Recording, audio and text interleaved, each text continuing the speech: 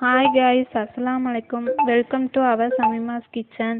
இன்றைக்கி நம்ம சமீமாஸ் கிச்சனில் என்ன பார்க்க போகிறோம்னா மசாலா மெக்ரூனி எப்படி செய்கிறதுன்னு பார்க்க போகிறோம். வீடியோவை ஸ்கிப் பண்ணாமல் ஃபுல்லாக பாருங்கள். வாங்க வீடியோக்குள்ளே போகலாம்.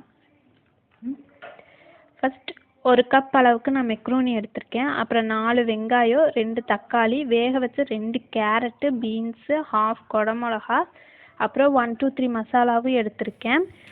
ஃபர்ஸ்ட் ஒரு பேனில் ஆயில் சேர்த்துட்டு அதில் மெக்ரூனி போட்டு ஒரு 5 மினிட்ஸ் அளவுக்கு வெந்தால் போதும். ஓரளவுக்கு வெந்தால் போதும். அதை எடுத்து நம்ம வடிகட்டும் போது கொஞ்சம் ஆயிலும் கோல்டு வாட்டரும் சேர்த்தா அது ஒன்றுக்கு ஒன்று ஒட்டாமல் இருக்கும். அதனால் அதையும் சேர்த்து நம்ம தனியாக எடுத்து வச்சுக்கலாம்.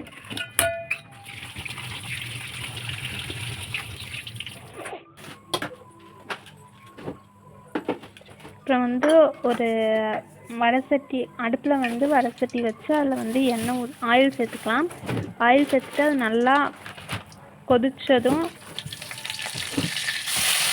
ஆயில் நல்லா ஹீட் ஆனதும் அதில் கடுகு சேர்த்து பொரிய விட்டுக்கலாம். அப்புறம் கருகாப்பிலை, கொத்தமல்லி சேர்த்துக்கலாம்.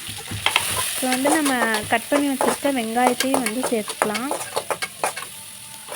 சேர்த்துட்டு ப்ரௌன் கலர் ஆக வரைக்கும் வணக்கணும்.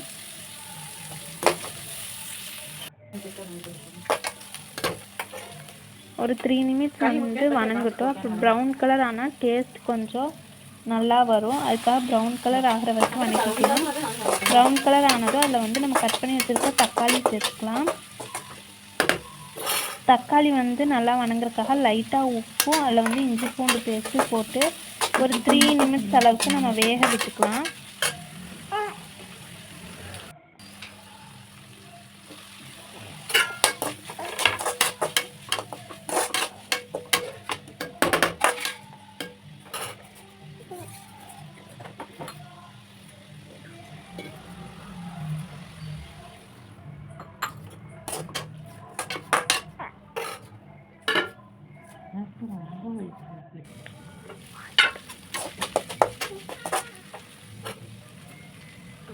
அப்புறம் கட் பண்ணி வச்சுருக்க குடமிளகாயும் சேர்த்து நல்லா வணக்கிக்கலாம். குடமிளகாயும் நல்லா ஒரு அளவுக்கு வணங்கணும். அதனால் ஒரு 3 நிமிட்ஸ் போல் வணக்க விட்டுடலாம். தண்ணி சேர்த்து வணக்கிக்கலாம். ஒரு சின்ன டம்ளரில் ஒரு டம்ளர் அளவுக்கு தண்ணி சேர்த்து கொஞ்சம் வணங்கட்டும்.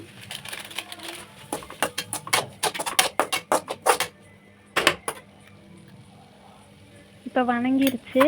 இதில் நம்ம கேரட்டையும் பீன்ஸையும் வேக வச்சு எடுத்து வச்சுக்கலாம். ஒரு 2 கேரட் 2 பீன்ஸ் அதையும் சேர்த்துக்கலாம். சேர்த்துட்டு இதில் 1 2 3 மசாலா சேர்த்துக்கலாம். 1 2 3 மசாலா நீங்கள் சேர்க்கும்போது அதில் நீங்கள் எந்த ஒரு மசாலா ஐட்டமுமே சேர்க்க வேணாம். உப்புலேருந்து எல்லாமே அதுலேயே இருக்கும்.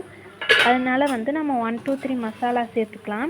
1 2 3 மசாலா சேர்த்துட்டு வேணும்னா மிளகாத்தூள் சேர்த்துக்கலாம். மிளகாத்தூள் சேர்த்துட்டு ஒரு 2 டம்ளர் அளவுக்கு தண்ணி சேர்த்து நல்லா ஒரு 5 நிமிஷம் அளவு கொதிக்கட்டும். கொதித்ததுக்கப்புறம் அந்த மெக்ரூனி எடுத்து போட்டு நல்லா மெக்ரூனியில் மசாலா